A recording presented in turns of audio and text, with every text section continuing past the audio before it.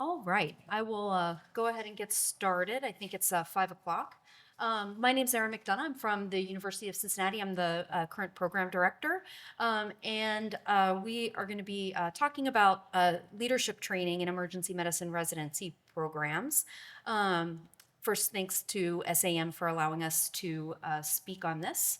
Over the next 20 minutes, we hope to convince you why leadership training is important broadly and intentionally in emergency medicine residencies.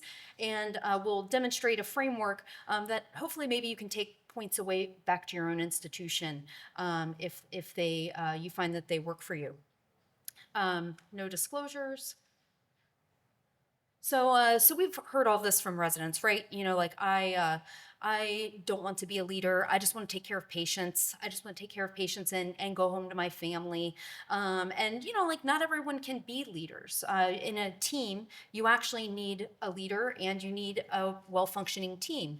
And the truth of the matter is that not every residency graduate is going to be a chair of a department, a program director, a medical director, what have you. Although I would suggest that probably a decent number of emergency medicine graduates are going to potentially serve in some sort of leadership capacity, maybe in a local, regional, institutional committee.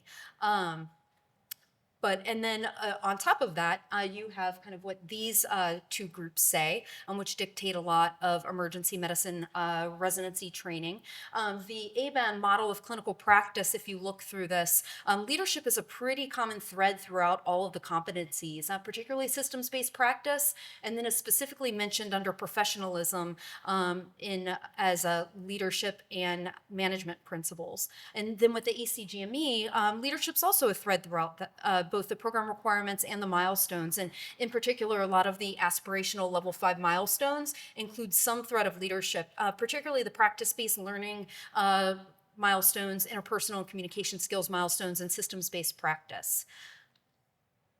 But we don't tend to always teach it broadly. I think that residents who seek out leadership learn those skills, but it's not uniformly taught to everyone. And the reality of it is that all physicians lead.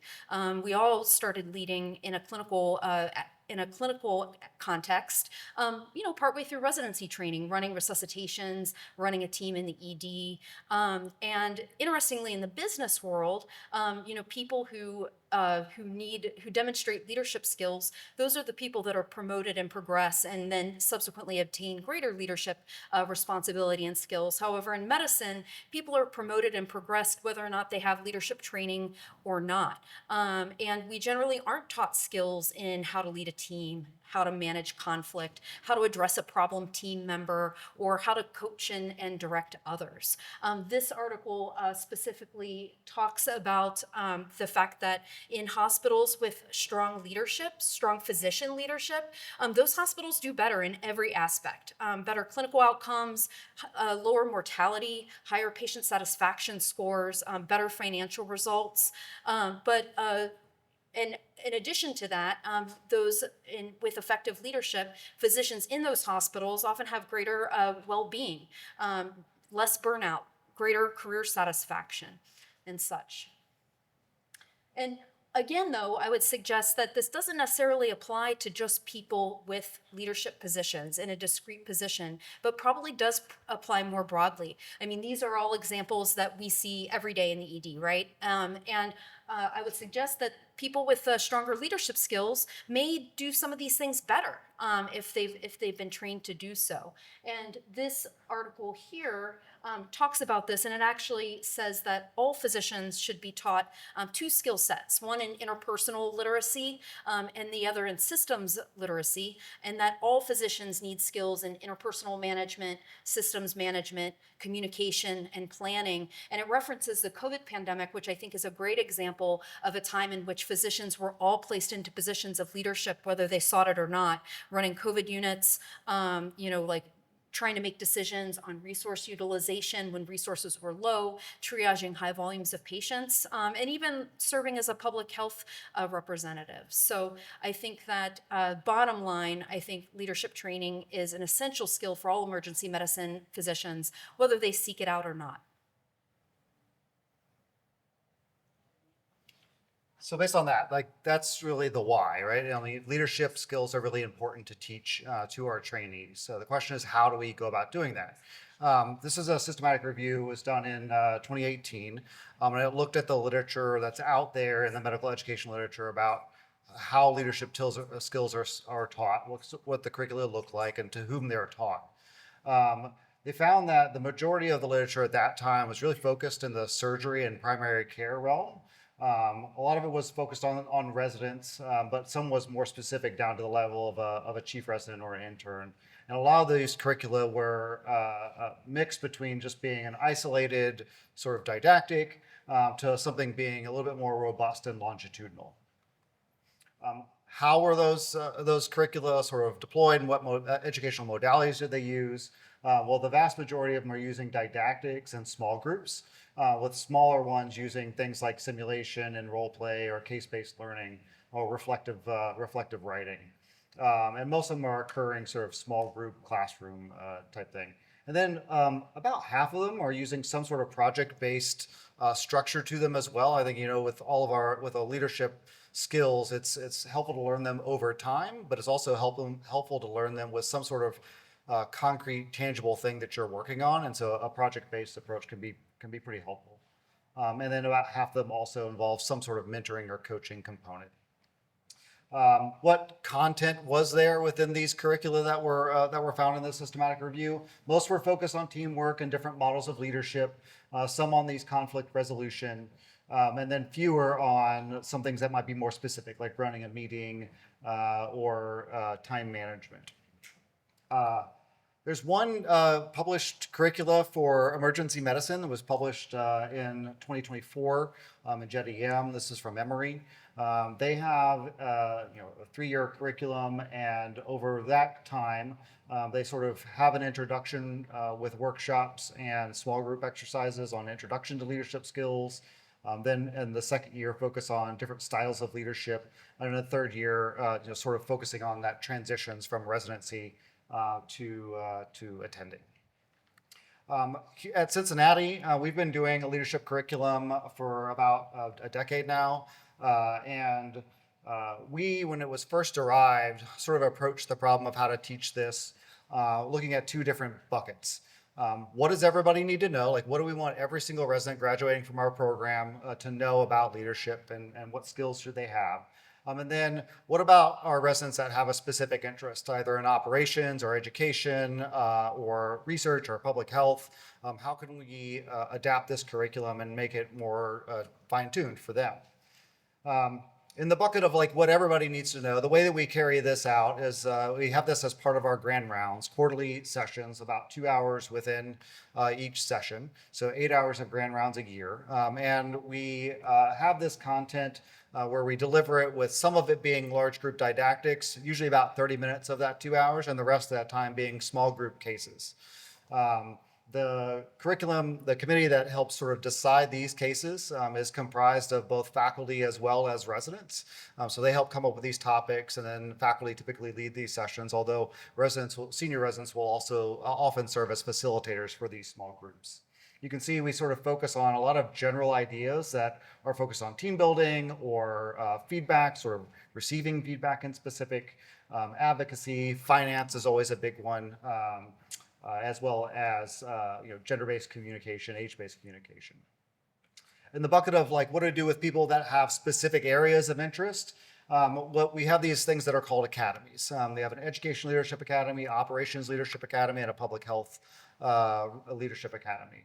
And these occur outside of grand rounds, workshops that occur 3 times a year, and residents are able to attend them sort of at will. I have on there it's a track, but it's not a track. I think a lot of places have specific track areas, and a lot of places will have the fact that you have to sort of define your interest in that track very early on and kind of get locked into it. For us, we really encourage our residents to go to any and all of these sessions and feel them out and see what's interesting to them and what they can explore. In the realm of the Education Leadership Academy, the workshop topics we focus on are seen here. It's a lot of curriculum development, but it's also about the finances of resident education. How's that GME funding flow, where they get paid from? All these curricula also, all these academies also have a mentored project, which you'll hear a little bit more about later. In our Operations Leadership Academy, they focus on things like how do you motivate an emergency physician, managing complaints, sort of HR concerns, ED throughput and ED patient flow. And in the Population Health Leadership Academy, they focus on, again, finances. How do you get money? Grant funding, building an advocacy portfolio, public health messaging, and community engagement.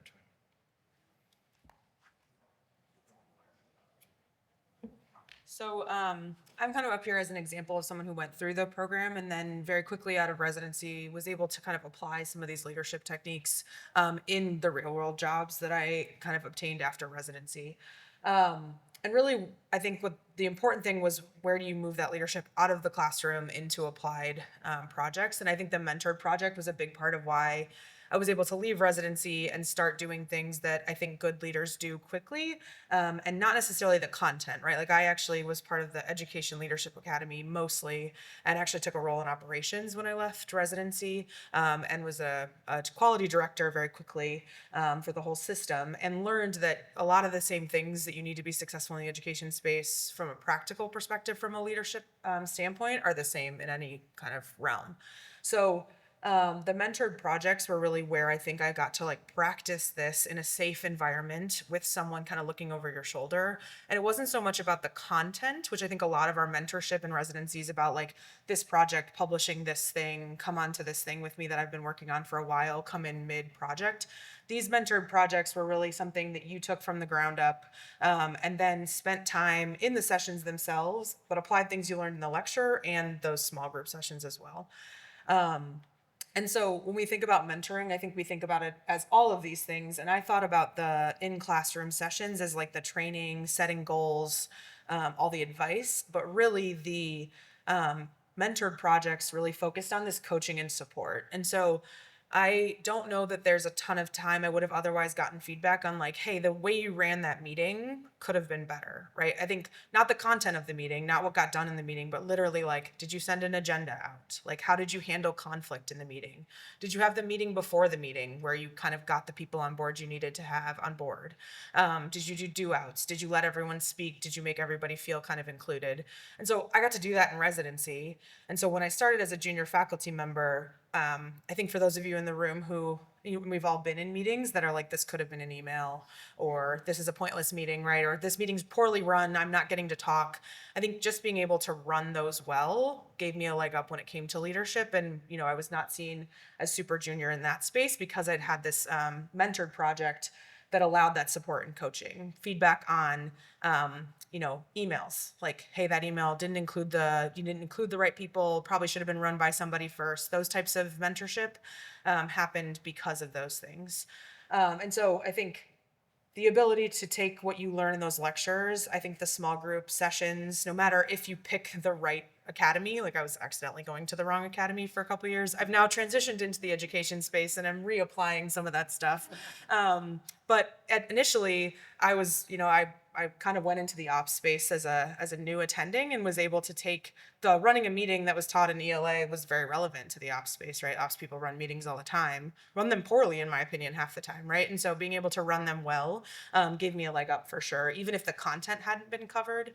And so that's where I think that small group session really adds to the lecture.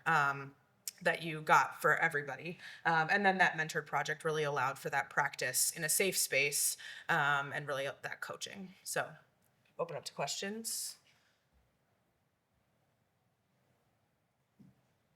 Justin. I also went through this program, but I'm curious, on the eve of the CBME consensus conference, we, as you mentioned, a lot of the sort of competencies around this are aspirational. And also the EPAs that are sort of proposed and discussed like focus on the clinical work.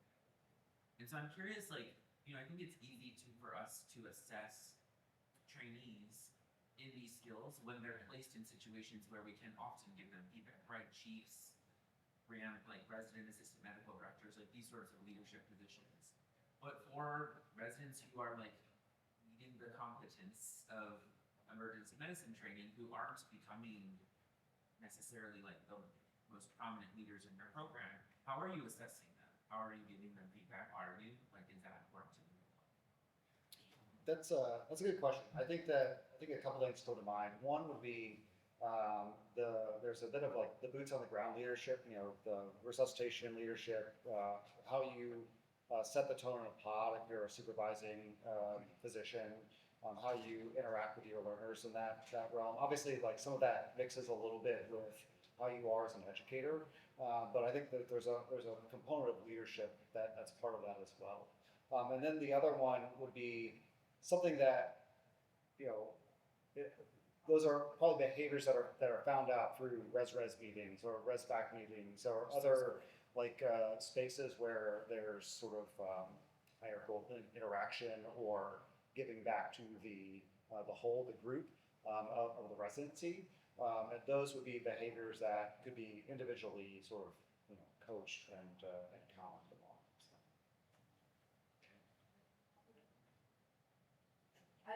Sorry, I was just going to add. I think it's tough because I think often providing that leadership feedback when it's related to clinical is a lot easier. And I actually, as a program director, tend to hesitate to provide other leadership feedback sometimes if the person isn't seeking out leadership positions. But in the last few years, I've tried to make more of an effort to do so, and find that residents actually really value that. But it's a lot of like interpersonal skills, soft skills kind of stuff. And you only have so much time in a semi-annual review, so you have to pick and choose. But in the last few years, I've tried to put more of a focus on providing that feedback in semi-annual reviews and such, and have found it well received. Yeah. Do you find that this type of track and contract is a more useful recruitment tool or actual development tool? Do you find like you're attracting the type of people that are very amenable to this type of leadership development, or do you feel like you're taking people that kind of realize their leadership potential and you're actually transforming them into leaders out of the program? Great question. I think it's probably a little bit of both, honestly. Yeah, I think that we definitely have, we definitely sell ourselves as like helping train like the leaders of emergency medicine, and like this is a concrete example of the way in which we do that. I think that we definitely bill it as like we appreciate that these are translatable skills in a lot of situations, and that you're going to grow over your time in residency. And so I think having it as sort of the more at-will optional track is probably more helpful. I think we encounter more folks that tend to come in and start in one track and go to another one, or feel out things as an intern beginning second year and then sort of establish themselves like, okay, yeah, I think I want to do this. Like I want to do a mentored project here as part of the ELA once they're a late second year or early third year. So.